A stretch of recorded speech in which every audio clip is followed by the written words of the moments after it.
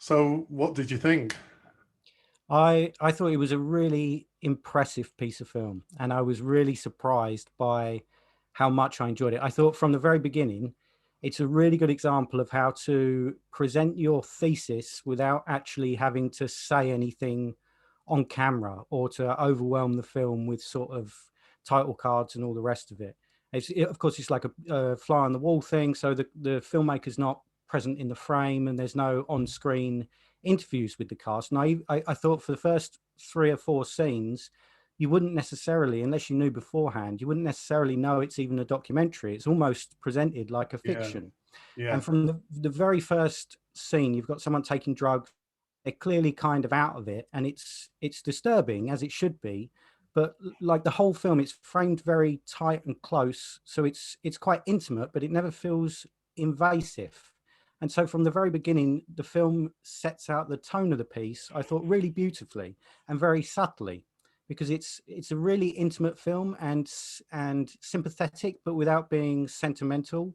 And then the next two scenes are both of people in bed holding each other, and it's really warm. And the film is completely full of music, people singing throughout of it. There's a lot of yeah, vibrancy in it and real genuine heartbreak. There are moments in it, two guys who who are going through agonies of heartbreak, and they're the same guys who at earlier points in the film are talking about how useless they feel, you know? yeah, And that's got to be one of the funniest scenes I've seen on screen for years and years. That guy is screaming down the phone at that woman, Maíra, I love you. I just want to be with you. And yeah, being with you is like being with a ghost. And all the while, there's that girl sitting next to him going, hang up the yeah, phone.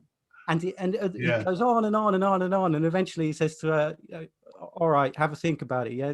Say hi to the kids. Ciao. And then he puts the phone down and immediately kisses that other woman. And yeah, he just looks at the camera and shrugs like, what are you going to do? And I thought it was really moving as well that there's real kind, because at the end of it, you see that title card and it says that this Conservative mayor came in, the whole project was shut down, and most of these people are now out there on the streets. yeah, And my first thought was, maybe, will they make it? Some of them are probably dead right now. But then you think, well, maybe they'll be all right. There's a lot of, there's that kind of anguished uh, ambition in some of those guys. A couple of them say, you watch this space. I'm going to make it. I'm going to make it. And the yeah, chances are, stacked against them, to say the least. But you sort of hope, well, maybe they will. And I also thought it was structured really beautifully. It keeps coming back to that guy who, he's really eloquent. And his first scene, he's staring out the window and he starts talking about education and power. And he's saying, no, I'm not going to learn anything. Why would I bother? Why would I bother educating myself? Power is handed down, through the same 4 or 5 families in this city. What's the point? And he's got that kind of quiet resignation coupled with rage, which sort of typifies the whole film. There's kind of violence bursting out here and there, but no one's unreasonable, and no one's kind of completely mad and violent. And even the guy, he gets into the fight with that bloke, and the guy's laying there passed out on the floor, and he's arguing with the guy from the, who manages the hotel or whatever. And yeah, he loses his temper, but he's perfectly reasonable. He's saying, look, you're defending the wrong guy. Came at me with an iron bar, and you're on his side. And I just thought it was a brilliant example of how to do that kind of documentary. That they clearly spent enough time with those people that no one even really acknowledges the camera anymore. Had obviously been completely accepted into that community, so people were really open with them. And although it was filming things that you wouldn't ordinarily see, very intimate moments, it never felt voyeuristic. And that's an extraordinary thing to get right with that kind of film. I think to be that close to people and not feel like you're exploiting them is a really difficult balance. And I thought it's also always really brave, I think, to decide to make a documentary and not present your ideas, not to be on screen, not to interview people on screen. That's difficult, because it means your material has to speak for itself, and it's quite a brave thing to do. And I thought this film did so brilliantly. I was really impressed. So it was great. yeah. I did. I liked it as well. Although I had some, I was always questioning it from the point of view of how um, authentic was it? Because at one level, it seems like it was really authentic. You know, I thought the first scene was gripping, you know, absolutely gripping, because, you know, before you see anything, when the title card's still on, you you hear these noises, you know, and so there's just, you don't really know what's happening. You just hear some clicking, or, you know, and then it comes into this scene, and it rests there for quite a long time, doesn't it? And it is very uncomfortable. There's something really uncomfortable about it, you know, but it's gripping. But the camera is so close, so you know, right from that point, I was questioning whether it really was a documentary, because the camera was so close that it couldn't be, you know, the person didn't, that person didn't look at the camera once, you know. So it's like they were, I kept wondering, had the filmmakers said beforehand, make sure you don't look at the camera so that it's authentic, you know. So I was constantly asking that question all the way through, and I did find that a little bit distracting, because, as you said, I think I lost this feeling as the film went on. It did feel authentic, but as you said, it could almost have been drama. You know, the camera was so close. It wasn't fly on the wall, it was fly in your face, wasn't it? It was like, it was, you know, the camera was so close that, and, you know, the shots were so candid that you almost feel that they had to be acting. They were acting as if the camera wasn't there. I then became, you know, I did find it distracting, because there are maybe half a dozen times when the presence of the camera is acknowledged. I mean, there's one scene where a guy speaks directly to the camera. And when they're all cramped in the lift one time, Yeah. the woman makes reference to the camera. And there's another couple of times when the eyes just flick to the camera just for a second. You know, I kind of became obsessed at that level. And I'd almost like to hear about how she filmed it. You know, how big was I did wonder, was the camera a secret camera? You know, because it's like, how big was the camera? Because it was so, like, in the lift, there can't have been a lot of space. You know, they were all crammed in there. So, you know, was it filmed on a phone, for example? Because, you know, I can't imagine there was loads of equipment and lighting, and, you know, it was, so I kind of, I think I kind of like that about the film, but it constantly had me questioning about how it was made and how authentic it was, you know. But I absolutely agree with you that, you know, the harshness of that life, of the lives of these people, and kind of how brutal their lives, their situation is, was not shied away from, but it absolutely wasn't lectured to us. It was quite subtle, wasn't it? It was really, as you said, that guy speaking, you know, came the closest to actually saying something that sounded like a commentary. Most of the the points that that film is making are made very subtly in quite mundane things, you know, where you just kind of infer how difficult their lives are from, you know, from quite mundane conversations. And but at the same time as it being very harsh in that kind of, with a subtlety, it was very tender and compassionate. I absolutely agree with that. It was, you know, I like the fact that they obviously really trusted the filmmaker, you know, you know, and I like that about it, because that's not an easy environment to, presumably, if you're making a documentary, there's a good chance that you're middle class and got resources, and you're, you know, you're not the type of person that's living, you're not in those circumstances. So actually, to be able to go and connect with those people and have them trust you, you know, trust you to kind of show that, film them taking drugs and stuff. And yeah, I just thought that was really admirable, actually. You know, it kind of made me admire the filmmaker for the effort, and you know, the connection that she clearly, it's a woman, isn't it, that made it? Yeah, I think so. Yeah, Yeah, Maíra, Bühler. yeah, that Yeah. she the connection that she made, I really, you know, really admired that.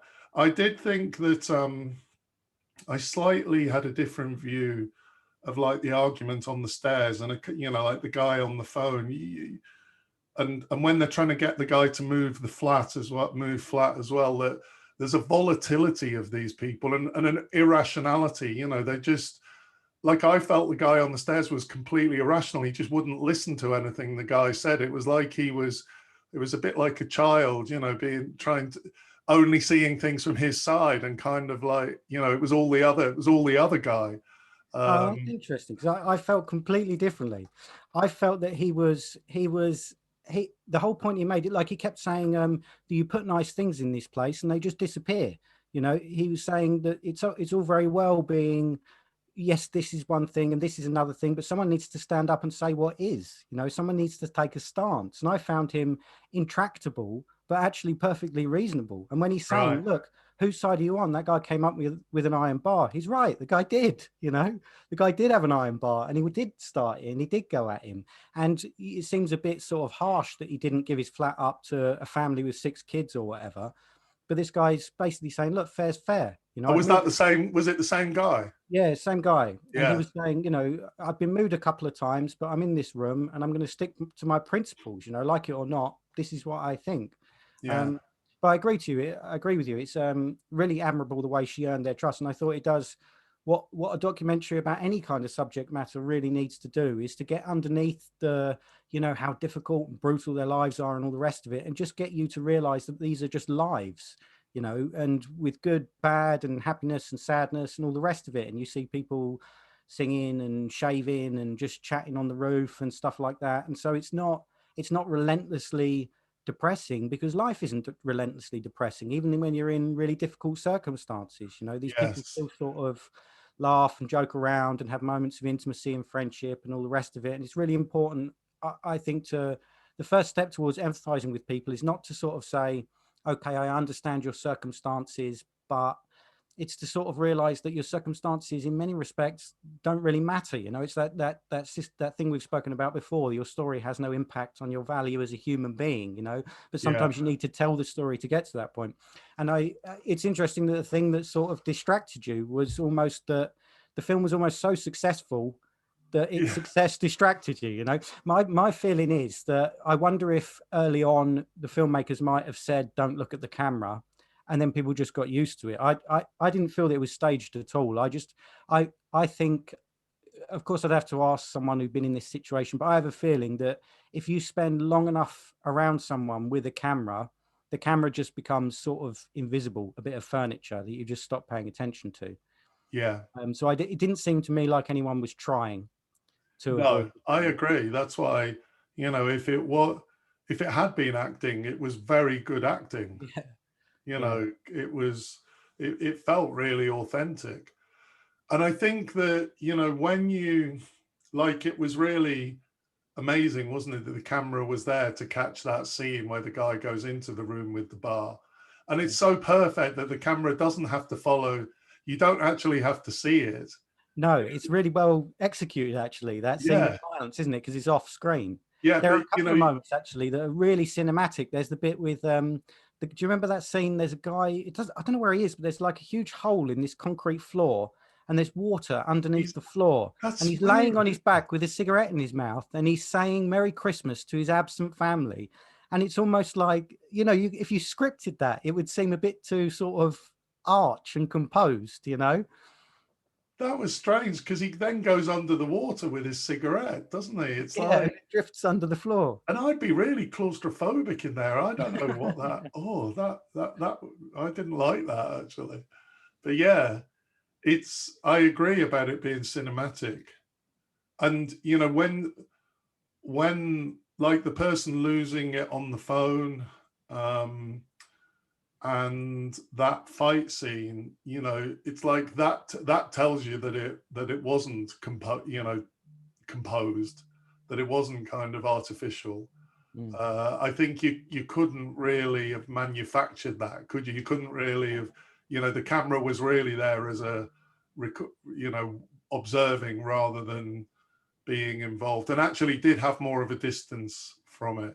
Because at And the end of the so, day, I guess, I kind of felt like there was a volatility in there, and, it's not the safest place to be, really. no, no. But But on the thing of being cinematic, I kind of felt there was something. You mentioned the rooftop. I felt there was something about the rooftop. There was a piece up on the rooftop, wasn't there? There was a kind of, and you had a nice view over the city. And because the film was quite in small spaces and quite claustrophobic for most of the film, there was something, you know, the scenes shot on the roof, people seemed really relaxed. That couple who were, clearly having problems, the first time we see them when they're arm wrestling, they're having fun together up there. And, there's, it kind of feels like there's there's something about the open air and the view. And it's a really interesting point, isn't it? And it makes you wonder whether, well, it makes me wonder two things. Firstly, it's either the film is really well paced and it knows that when we get to the roof, it's kind of an exhale after these quite intense scenes in the yeah, building. That's probably true. And the filmmaker probably knew either explicitly or intuitively that you needed to go back there now and again. But it's also, don't you think, indicative of the fact that we tend to impose those kind of structures on our own viewing of it sometimes. I wonder if the film was so intense itself that you sort of made the roof a sort of safe place to be. Sometimes we impose these structures on it as much as they're yeah, encouraged by the work itself. It's probably a bit of both, I guess, but I agree with you. Yeah. And it's also on the roof, isn't it, where that guy, the one who gives that speech about power, he on the roof, he talks about his dad, that really moving yeah, speech where he says, yeah, I don't even know if my dad's alive or dead, and I keep meaning to call him, and every time I walk away from it. And that yeah, was really, it's really melancholic and thoughtful up there, as well as sort of a place for people to congregate and have fun. It's also people just stand up there and look off towards the city, and there's always like clothes caught on the barbed wire.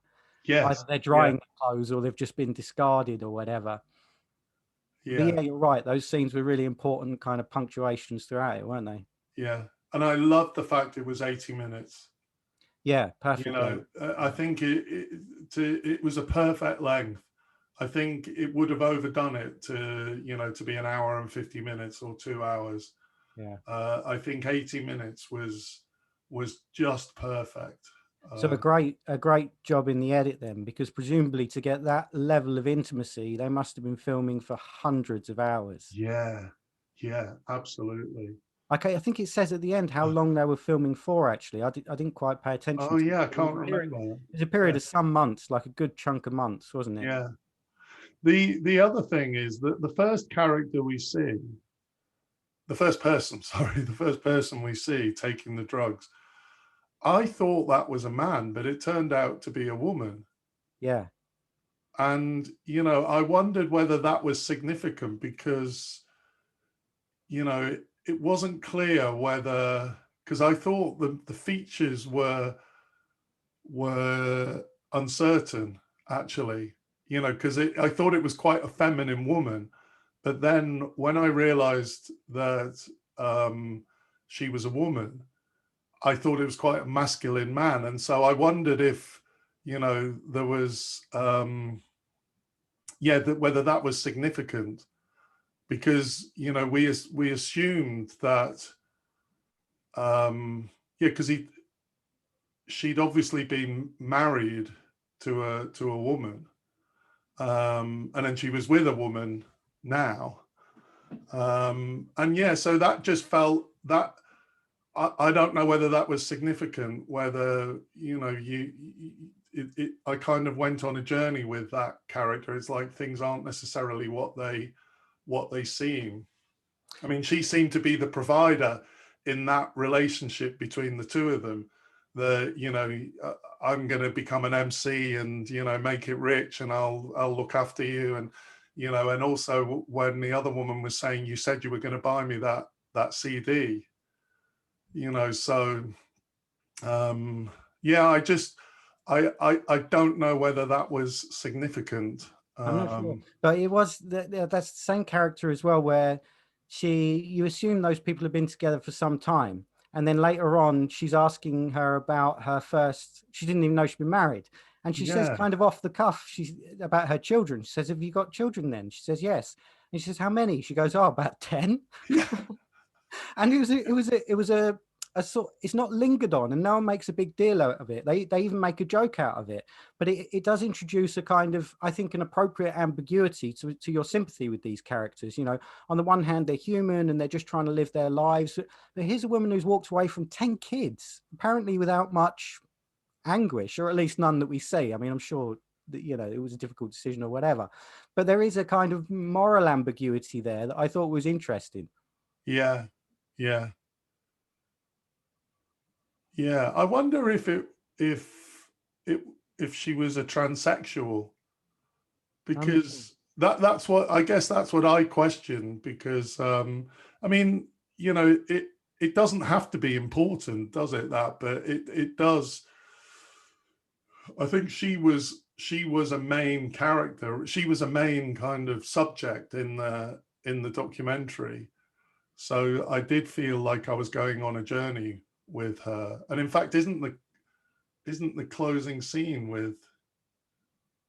with her Yeah, maybe. Yeah, sitting in the bedroom?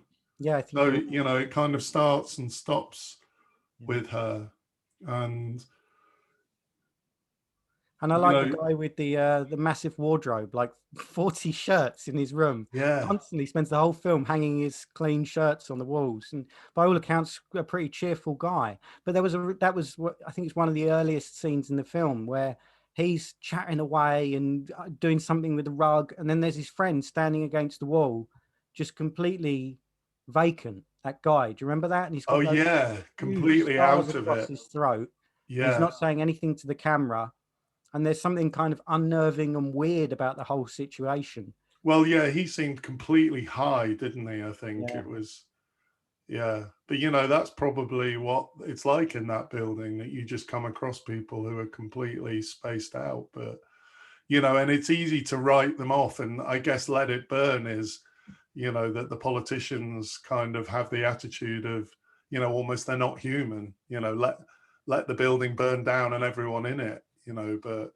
we And that really, was yeah, the title itself is a really clever title, or an appropriate title for the filmmakers to choose, isn't it? Because it captures both that kind of, there's something cynical and resigned and angry about it without it being too showy or, you know, on the nose, which kind of typifies the whole attitude of the film, doesn't it? yeah, yeah.